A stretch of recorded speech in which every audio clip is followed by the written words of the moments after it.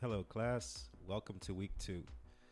In this week, we'll be looking at got NAFTA. Last week, we looked at why we trade. So I'll go over both of those. And remember, you can always book a one-on-one to get more information.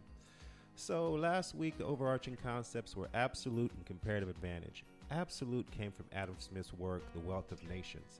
So this motivated people to trade, to look for different shores, and to use their advantages, and you use your advantages.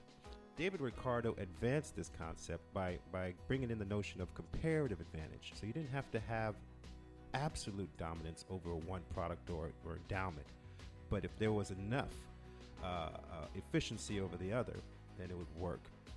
So Eli Heschler and Bertil Ohlin came up with the Hechter-Ohlin model out of Sweden. So now what they mentioned was that the endowments, land, labor, capital, and entrepreneurship, now that inspired us to trade.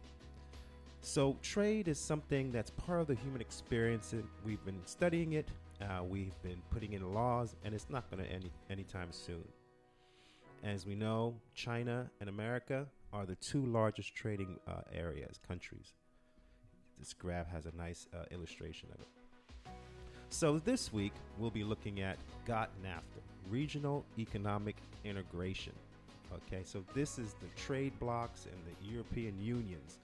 And so I would ask you to read the content, review the reference material I sent. So that is evaluating exports markets. It's going to help later on. The quiz, and of course our discussions.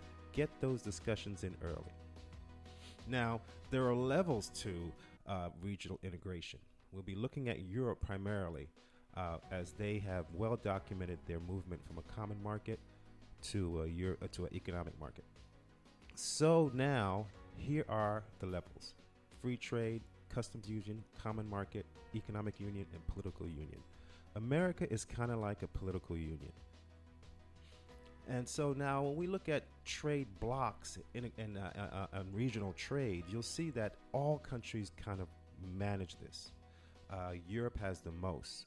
So that's why in the reading, we'll be following different regions. We'll be looking at America, and so this is the USMCA and how they got to where they have established themselves. We'll be looking at the European Union and how it's gone through its paces to go from, as I mentioned, a free trade to a economic union.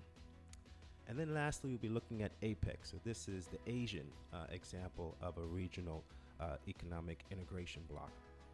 And we'll be looking at how they manage that on that side of the world. So again, this is just a brief overview. The office hours are there for you to contact me. I'm always available via email. And so just let me know. All right, have a great week.